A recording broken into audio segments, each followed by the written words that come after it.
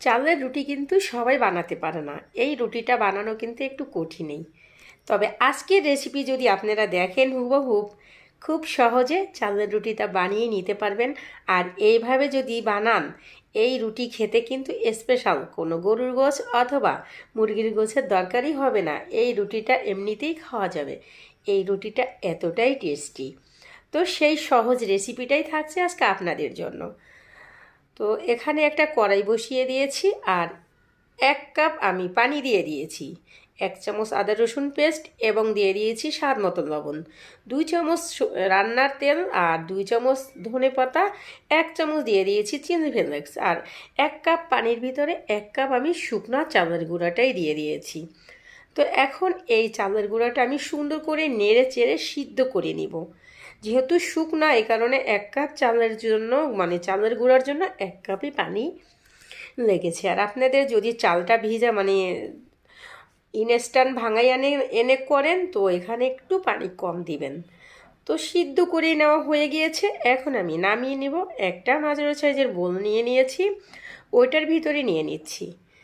নিয়ে একটু ঠান্ডা হতে রেখে দিব। মোটামুটি হাতে সহনী পর্যায়ে যখন আসবে তখন আমি মুথে নেব।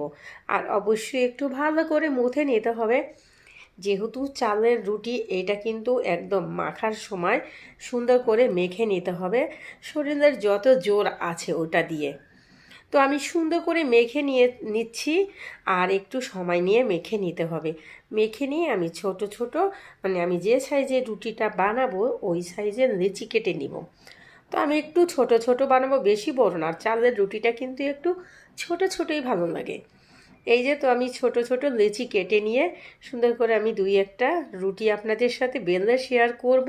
আর সবই কিন্তু একইভাবে বেলে নিব। তো প্রথম একটা আমি এই যে বেলে নিচ্ছি। আর এই রুটিটা বেলতেও কিন্তু তেমন একটা কঠিন মনে হয় না, যদি একটু ভালোভাবে মাখা হয় তো রুটিটা বেলার সময় সাইডটা ফাটে না। দেখেন কতটা সুন্দর এবং কতটা পাতলা হয়েছে। তো একইভাবে আমি আরও একটা রুটি বেলে নিব এই পর্যায়ে।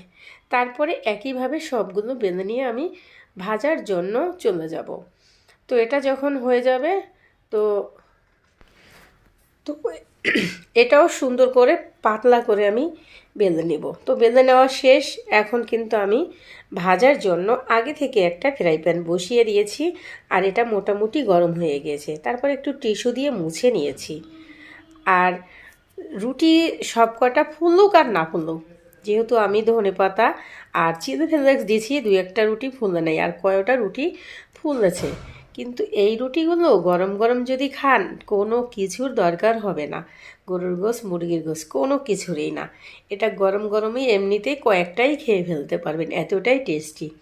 তো একবার হলো এইভাবে আপনারা এই চালের রুটিটা বানিয়ে দেখবেন এটা কতটা পরিমাণ মজা। তো আমি একে একে 2-3টা এভাবে ভেজে নিব আর সম্পূর্ণ রুটি একইভাবে ভেজে নিব। তো 2-3টা ভেজে নেওয়া হয়ে গিয়েছে, এখন আমি সবগুলো একইভাবে ভেজে নিয়েছি। তো ভেজে এই যে নামিয়ে নিচ্ছি।